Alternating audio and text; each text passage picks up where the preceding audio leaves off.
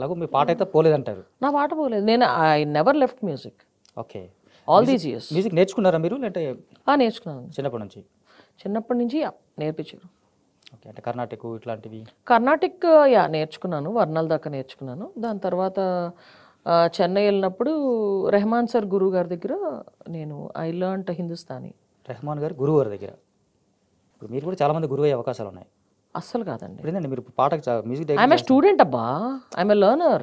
అది రెగ్యులర్ డైలాగే, కాకపోతే నేనేది ఏంటి రెగ్యులర్ డైలాగ్ కాదు, నేను మనస్ఫూర్తిగానే డైలాగ్. అందరూ చెప్పేదే, ఎవరైనా లెర్నింగ్ చేస్తేనే ఉంటాం. అంటే లర్నింగ్ కర్వ్ అనేది అలా ఉంటుందండి. I'm not perfect. నాకన్నా చాలా బాగా పాడేవాళ్ళు చాలా మంది ఉన్నారు. నేను ఏ ఉద్దేశంలో అంటున్నానంటే, ఇప్పుడు మ్యూజిక్ డైరెక్షన్ చేస్తున్నారు మీరు ఎవరికైనా ఒక ఫస్ట్ ఆపర్చునిటీ ఇచ్చారనుకోండి, మీరు వాళ్ళ గురువు అవుతారు ఆబ్వియస్గా అంటున్నాను. గురువు ఎందుకు అవుతాము? సరే, వాళ్ళు నేర్చుకున్నా గురువు కాకపోయినా ఒక కాదు, మనం గురువు ఉండను. నాకు కావాల్సిన నా షూ సైజ్ ఇంత, అందులో నీ పాదం పడితే నువ్వు వేసుకుంటావు అది. ఓకే. అంతే. ఇది కూడా నమ్మరు మీరు? నమ్మను.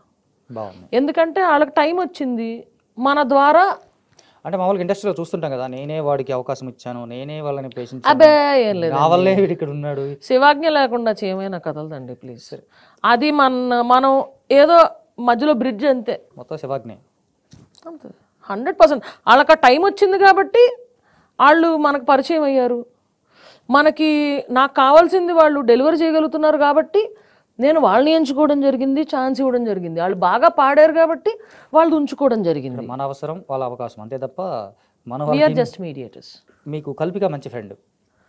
కల్పిక అంత టచ్లో ఏం లేము, బట్ అప్పుడప్పుడు కలుస్తాం. ఎస్. రీసెంట్గా పబ్లో తన గొడవ అయింది, దాని గురించి మీకు ఏమైనా తెలుసు? నాకు తెలియదు, ఎవరెవరో చెప్తున్నారు, పంపుతున్నారు యాక్చువల్గా వీడియోస్. ఓకే. అవి చూడడం జరిగిందే కానీ యాక్చువల్గా తన బర్త్డే మర్చిపోయాను. మర్నాడు బిలేటెడ్ బర్త్డే విషెస్ రా అని విష్ చేశాను, నాకు అప్పుడు కూడా తెలీదు.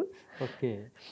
ఇనయ నేను అంటే మా మూవీది చిన్న ఇంటర్వ్యూ జరిగిందనమాట. ఇంటర్వ్యూ నుంచి వెళ్తున్నప్పుడు కల్పిక స్టేటస్ చూసి ఇనయ ఫస్ట్ కాల్ చేసింది. కాల్ చేసి బిలేటెడ్ బర్త్డే విషెస్ రా అంటే, అచ్చా మర్చిపోయినా, మనకు బర్త్డే అస్సలు ఏం గుర్తుండవు కదా అని, అరే సారీ రా బిలేటెడ్ బర్త్డే విషెస్ అని విష్ చేయడం జరిగింది ఆ రోజు. సో పప్పు గొడవ గురించి మీకేం తెలియదు? నాకు అస్సలు తెలియదు. ఆ తర్వాత కూడా మాట్లాడలేదా మీరు? అంటే నిన్న ఇవాళ? లేదు, అస్సలు మాట్లాడలే. ఓకే. ఎందుకంటే నేను వీడియోస్ కూడా చూడలేదు సరిగ్గా. I mean they are sending something, ఏం గొడవ అయిందా ఏంటో. బికాస్ మనం మాట్లాడాలంటే మనకు రెండు పక్కల తెలియాలి అసలు తన సైడ్ నుంచి ఏమైంది. అంతేకాక ఏదైతే ప్రిజం ఓడియం ఉందో వినయ్ వీళ్ళందరూ నాకు బాగా తెలుసు. సో రెండు సైడ్లు తెలుసుకున్నాకే నాకు మాట్లాడే అర్హత ఉంటుంది. ఐ కాంట్ జడ్జ్ అదర్వైజ్ కదా.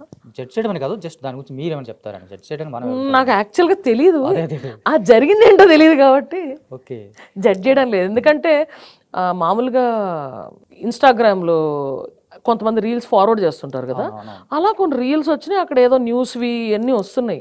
ఏదో ఇదైంది, మేబీ తర్వాత I should get in touch and know what it is అని అనుకున్నాను, అంతే తప్ప ఇప్పటిదాకా టచ్లో అయితే